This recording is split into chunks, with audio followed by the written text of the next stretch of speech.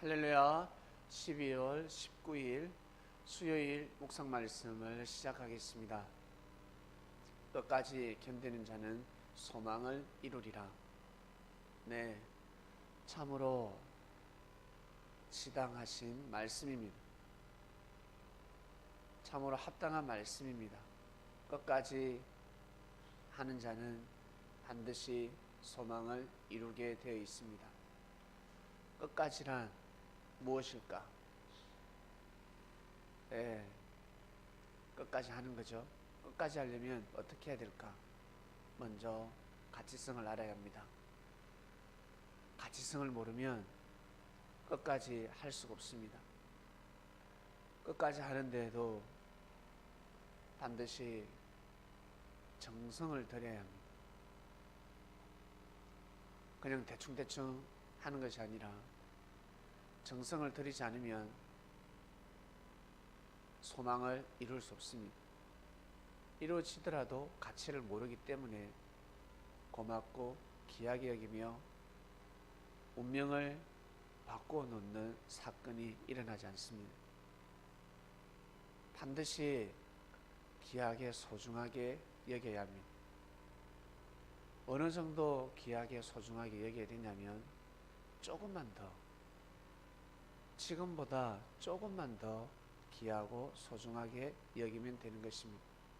어떤 일을 할 때 너무 무리하게 해서는 아니 됩니다. 무리하게 추진해서도 아니 되고, 무리하게 진행되는 일은 반드시 문제가 생깁니다. 기차가 무리하게 달리면 탈선하게 되어 있습니다. 조금만 더, 지금보다 조금만 더 애를 쓰면 됩니다. 너무 무리하게 일을 추진하지 마시고 항상 지금 하고 있는 일을 가치를 알고 조금 더 정성스럽게 그 일을 하시면 됩니다. 나는 신앙생활 하는데 너무 힘들다, 가치를 잘 모르겠다 하시는 분은 조금만 더 하시면 됩니다. 조금만 더. 자기 전에 기도하고 일어나서 기도하고, 그것도 못하겠거든 자기 전에만 기도하셔도 되고, 그리고 주일 예배만 지켜도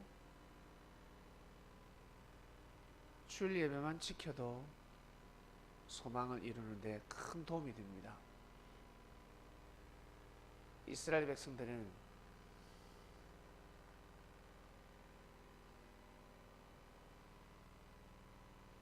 출애굽을 하고 나서 후회했습니다.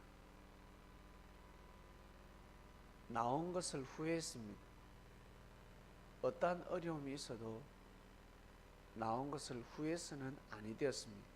왜냐하면 자유롭게 마음껏 하나님을 섬길 수 있었습니다.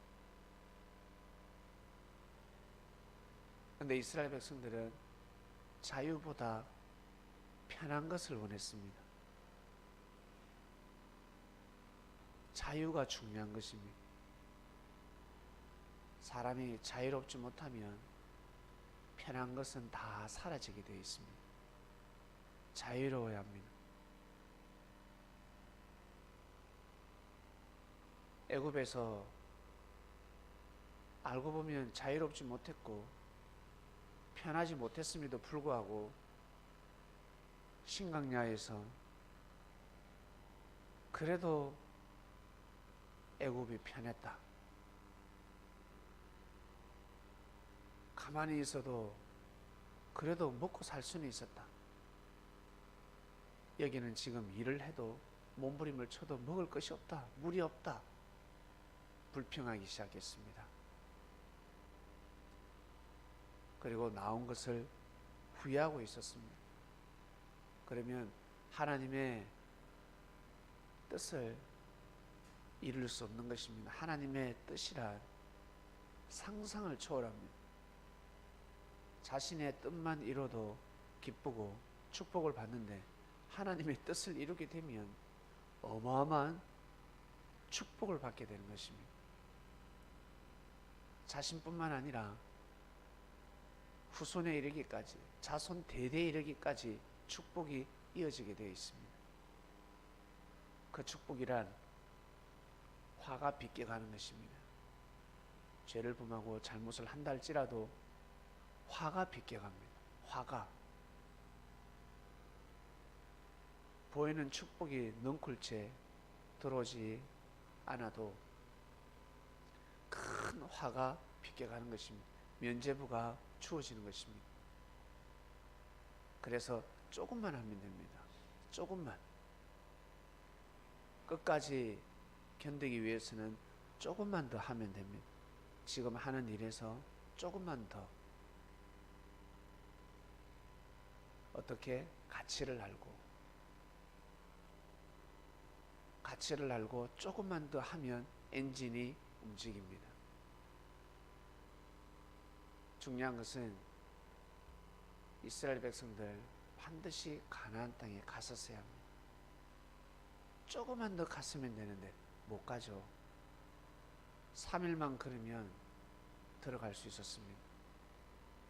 한 대, 두 대, 반 대만 지나면 들어갈 수 있었는데 못 들어갔어요. 계속 지연됐습니다. 못 들어갑니다. 왜 그럴까? 나온 것을 후회했기 때문입니다. 땅이 거부하는 것입니다.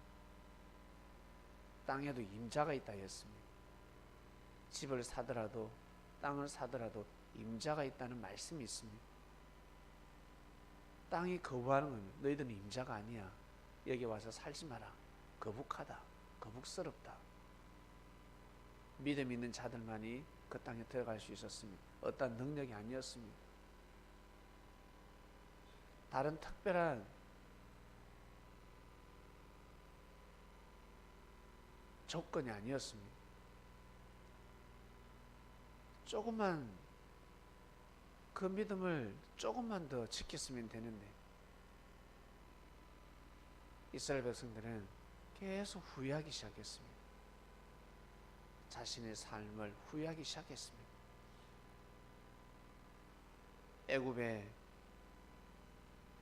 애굽이 더 좋았다. 애굽에서 잘 먹고 잘 살았는데 그때는 집이라도 있었지. 지금은 집도 없고 이게 뭐야 이거. 광야에서 후회하기 시작했습니다. 그러면 소망을 이룰 수 없는 것입니다. 당시에 나온 사람들은 못 들어갔습니다. 가나안 땅에 못 들어갔습니다. 후손들이 들어가게 됩니다. 이것이 바로 지난 역사였습니다. 지금 이 대한민국을 향한 하나님의 뜻이 무엇일까? 다들 먹고 살기 바쁘지 않습니까? 내가 잘 돼야 돼. 우리 가정이 잘 돼야 돼.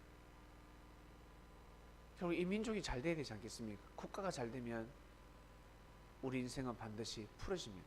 크게 풀어지고 그 안에서 자유롭게 뛰고 달릴 수 있습니다. 경제가 풀어져야 합니다. 경제가 풀어지려면 어떻게 해야 될까? 가정의 경제가 풀어지려면 제일 먼저 건강입니다. 건강해야 합니다. 건강한 사람이 경제활동을 해야 돈을 모을 수 있습니다. 나가는 돈을 줄여야 합니다. 한반도는 반드시 통일을 이뤄야 경제가 지금보다 2배, 3배가 잘 돌게 되어 있습니다. 이 이치를 사람들이 모르고 있습니다. 그저 일자리. 그저 우리 청년 일자리 하는데 통일이 되어야 합니다. 통일만 되면 일자리는 그냥 생깁니다. 북한이 개방만 하면 수많은 나라에서 투자를 하게 될 것입니다. 국가적인 투자들이 들어옵니다. 그만큼 이 땅에 하나님의 뜻이 있는 곳입니다. 근데 무지한 정치인들이 통일 거기 신경 쓰는 것보다 청년 일자리가 더 중요하다. 밑 빠진 독에 계속해서 물 붓깁니다. 그리고 능력 없는 사람에게 투자를 계속 하는 겁니다.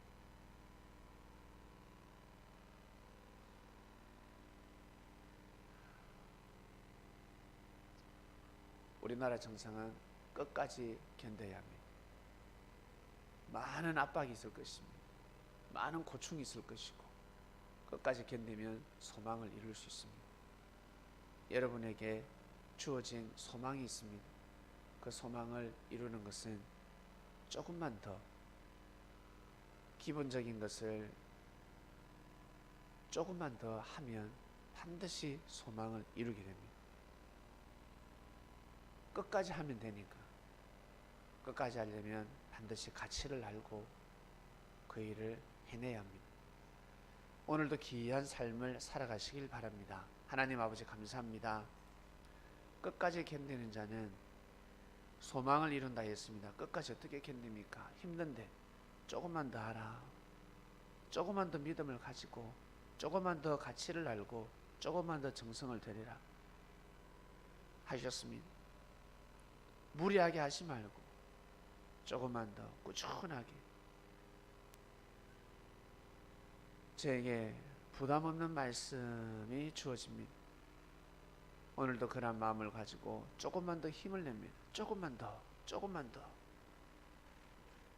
더 하면 그 목표에 다다를 수가 있습니다. 그 고지에 올라설 수가 있습니다. 오늘도 귀한 삶을 살 수 있도록 이 말씀을 듣는 그리스도인들 각자의 소망과 뜻이 있습니다. 그리고 이 한반도에서 저희들 살아가고 있습니다. 국가가 튼튼해야 되지 않겠습니까? 장애인인 이 한반도가 꼭 통일이 되어서 온전한 땅이 될 수 있도록 축복하여 주시옵소서.